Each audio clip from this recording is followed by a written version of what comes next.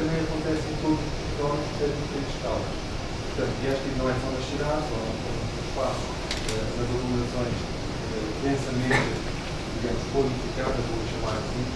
mas acontece em todas as cidades. Portanto, este para mim é um dos elementos centrais desta questão. Claro que isto depois se relaciona aqui um pouco com o que é o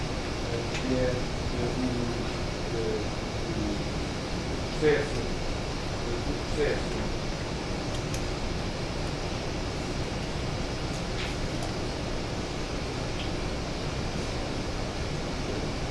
Isto relaciona-se aqui um pouco com aquilo que é o processo isto é, a natureza cognitiva do processo de inovação e, sobretudo, de um entendimento de como é que a inovação surge nesse processo, pensando nesta lógica de integrar diferentes pontos ou diferentes atores nessa lógica já ligada. É nesse sentido que se fala, do ponto de vista da União Europeia, se fala um pouco nesta lógica de um conjunto de ideias que têm tradução nas políticas públicas e que conformam ou configuram aquilo que tem sido a estratégia ou as estratégias de desenvolvimento da União Europeia e de todos os países da União Europeia, sobretudo a partir, eu diria, dos anos 2000, que resultam bem aquela sequência inicial que nós identificamos no porquê das diferenças entre as diferentes zonas. No caso da União Europeia, não sei se vocês sabem disso, mas eu volto a dizer, o modo de organização e funcionamento da União Europeia, sobretudo em termos de financiamento, que é isso que interessa, portanto, em termos de políticas, está configurada com aquilo que são os chamados quadros comunitários, depois têm um nome, e a períodos que são plurianuais, portanto, habitualmente 7 anos. E em cada um desses períodos é definida uma estratégia. E essa estratégia depois, que é definida e discutida, neste caso a 28, neste momento, é traduzida depois em grandes orientações a nível, vou chamar central, portanto para todos os países, e depois é vertida nas estratégias nacionais de cada um dos países. E essas estratégias configuram essa ideia que se tem, eu vou chamar de competitividade, de desenvolvimento da União Europeia. E durante esse período os financiamentos e as políticas concretizadas dos países têm a ver especificamente com essa lógica integrada. Quer nos países, quer naquilo que são os financiamentos que são decorrentes da própria lógica das políticas comuns, do CARIFA, ou do Regional, por exemplo, que são comuns a todos os países, ou uma lógica depois de programas mesmo que existem do ponto de vista da União Europeia, portanto, do URBAC, atualmente, por exemplo, para a parte da questão urbana, ou da cooperação territorial, transfronteiriça ou interregional, por exemplo, tem a ver com esses aspectos. E nesta lógica, o quarto mais recente vem dos anos 2000 e vem daquilo que vocês conhecem de duas estratégias, eu vou aqui falar e depois passo os slides, de duas estratégias, que foi a estratégia de Lisboa, para fazer face, digamos, a esse menor crescimento da União Europeia face aos seus competidores. E esta estratégia de Lisboa, basicamente, teve a ver com o contexto e materializou-se depois em termos desta lógica de economia do conhecimento, que vai lá atrás, portanto, é que nós estamos a falar nisto. E depois, essa estratégia de Lisboa, basicamente, de uma forma muito sintética, materializou-se em 3 grandes agendas. Uma agenda para a economia baseada no conhecimento, uma agenda para a promoção do crescimento do emprego e uma agenda que, digamos, é inovadora ou foi inovadora na altura para aquilo que é o desenvolvimento sustentável e, portanto, para a mudança da economia ou das economias para outras áreas que não as áreas tradicionais em termos de conhecimento, economias, digamos, amigas do ambiente, a mudança energética e, com isso, naturalmente, os investimentos todos estão apontados nessa nova lógica. Mas, digamos, essa estratégia em 2000 para uma lógica de 10 anos, digamos, ela teve uma lógica do modo como Europeia teve uma revisão, como tem todos estes processos, em função dos objetivos estarem mais ou menos cumpridos. E, portanto, em 2005 foi uma estratégia de Lisboa renovada para apontar e direcionar alguns dos objetivos que estavam a ser, uns já tinham sido alcançados, outros não tinham sido alcançados, portanto era necessário aprofundar esse crescimento, e foi depois nessa lógica que a estratégia que nós temos na atualidade, na União Europeia e em todos os países, está ancorada naquilo que é a Europa 2020, portanto, para o período 2014-2020, tais períodos plurianuais, a estratégia está orientada neste sentido. Tem a ver, reparem, é a continuação, que é um aspecto muito importante, com a continuação das políticas que são seguidas em todos os quadros comunitários, em todos os pontos de financiamento, isto é, nós não chegamos a um novo período e cortamos com o passado, isso nunca acontece, há uma continuidade nos aspectos centrais e há, naturalmente, novas lógicas em função da evolução. E esta estratégia, basicamente, tem três ideias interessantes, que é aquilo do crescimento inteligente, o crescimento sustentável e o crescimento inclusivo, e depois tem um modo de funcionamento muito particular, que se expressa sempre, digamos, em prioridades, em objetivos e depois em metas muito concretas. E as metas são traduzidas depois em variáveis concretas de medição dos progressos ou não para os diferentes países. Se vocês repararem, dentro destas prioridades, as lógicas em termos de objetivo têm a ver com estas áreas do emprego, investigação, educação, produção de beleza, do clima e energia, que tem vindo a ser a estratégia, digamos, de desenvolvimento e sustentabilidade, tem vindo a alterar muito a própria investigação das próprias atividades, o próprio aparelho produtivo do ponto de vista da União Europeia.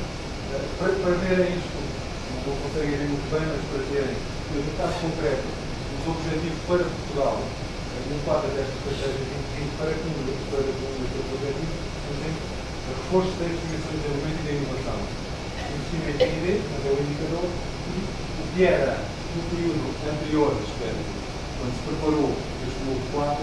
Portugal andaria à volta de 1,5%, o objetivo é que, vindo deste período, o objetivo passa a este. Para vocês terem isso presente, que era esta centralidade dos objetivos.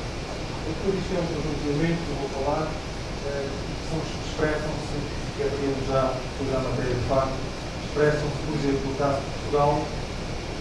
estratégia 2020 definida na União Europeia e negociada pelos 28 países, digamos, muito estruturada, e que depois os países definem a sua própria estratégia. No caso de Portugal, para este quadro comunitário, chamou-se, e muito bem, Portugal 2030, em termos de as prioridades são muito simples, isto é, as dimensões. Competitividade e internacionalização, a questão do capital humano, a questão da inclusão social e emprego e a questão da sustentabilidade dos recursos, que são domínios temáticos. Além disso, tem uma parte mais transversal, reparem, que tem a ver com a administração pública, tem a ver com a explícita territorialização das políticas públicas, e é um elemento interessante. O elemento institucional na administração pública é um elemento central em termos das mudanças, pelo menos do meu ponto de vista, das mudanças expressivas que os territórios têm. Depois tem o modo de funcionamento, que não vou a ele, e falaremos sobre a discussão. E é nesta lógica, que esta estratégia, eu diria que tem estas ideias, que estavam expressas atrás, esta ideia do triângulo do conhecimento, está muito centrada neste aspecto, depois as próprias políticas que produzem esse aspecto. Produzem um outro elemento interessante, que é esta ideia de especialização, projeto e política de inovação, que são dois elementos que se ligam depois na prática, e que têm a ver um pouco com aquilo que é, eu diria, uma ideia nova, considerando o contexto e considerando o equilíbrio em termos de passado. Mas eu diria que estes novos elementos mas vem com uma questão que é essa questão do território, a questão da diversidade, isto é, da diversidade no sentido das especializações que as diferentes economias têm, e esta ideia de especialização inteligente vem nesse sentido, isto é,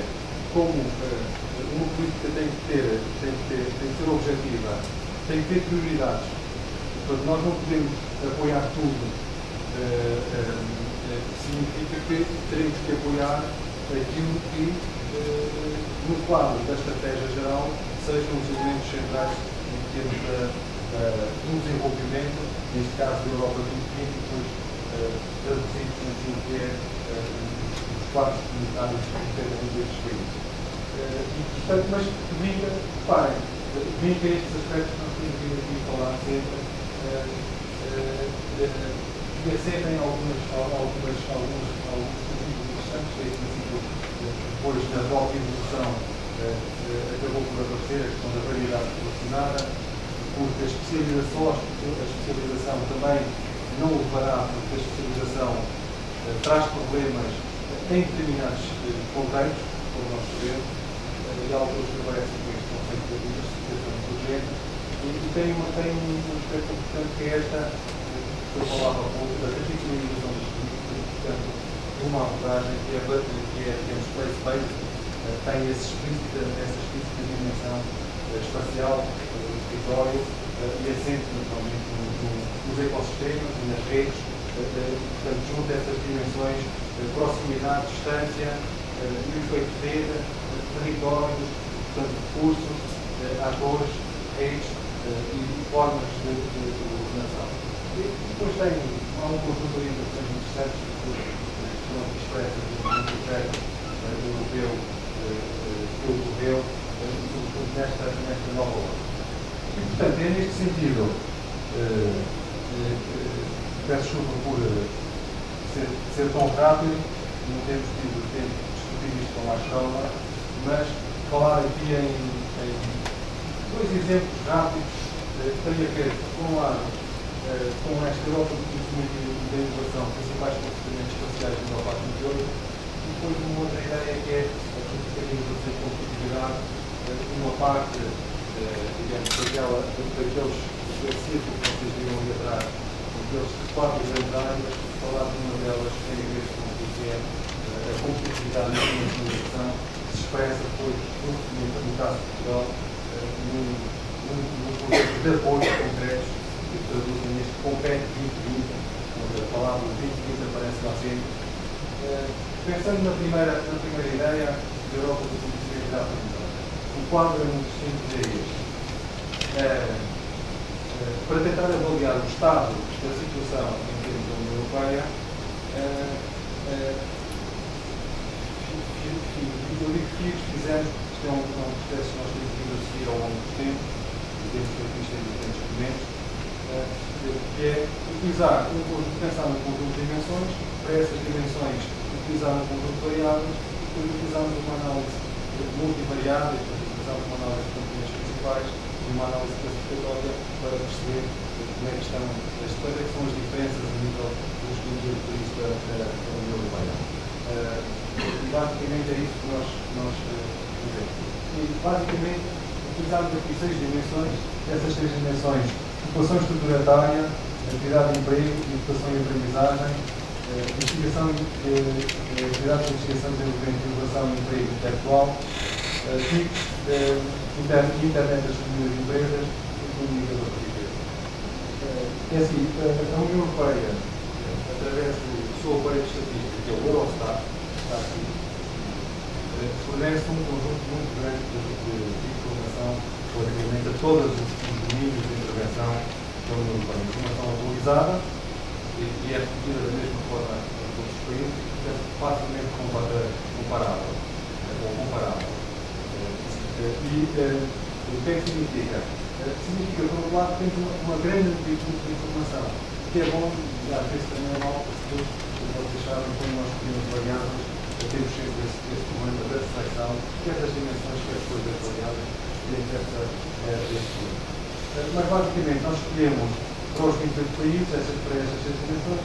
temos aqui 20 variáveis, temos uma base de dados maior, mas escolhemos apenas estas variáveis, tentamos eliminar no primeiro momento redundâncias, etc. Portanto, aquilo que nós fazemos do ponto de vista analítico. E nesse sentido, esta análise basicamente ser uma análise multivariável fechada, basicamente transforma variáveis em fatores, combinações lineares das variáveis originais. Nessa redução, nós utilizamos valores próprios e depois associamos isto poder explicativo de cada um dos fatores. E para significa que nós reduzimos a matriz de 28 por 20, uma matriz mais pequena de 28 por 5, e depois usamos os critérios habituais, que são o critério de carga, o valor próprio escolhido, e também que o beta maior ou o fim também tem um valor interessante em termos de análise, ou relativamente elevado neste contexto. Depois analisámos naturalmente as matrizes, saturações e scores simultaneamente para tentar tirar os tais comportamentos. E quando estão aqui as matrizes, como naturalmente não vou simultaneamente, vocês têm um conjunto das 20 variáveis, têm os 5 fatores e têm um conjunto das saturações. As saturações são coeficientes de população da variável do fator, populações lineares, e nós temos uma leitura, digamos, interpretativa nossa, ligando cada um dos fatores e vendo as oposições que existem ao nível dos scores. Os scores não são coeficientes de população, como vocês sabem, são projeções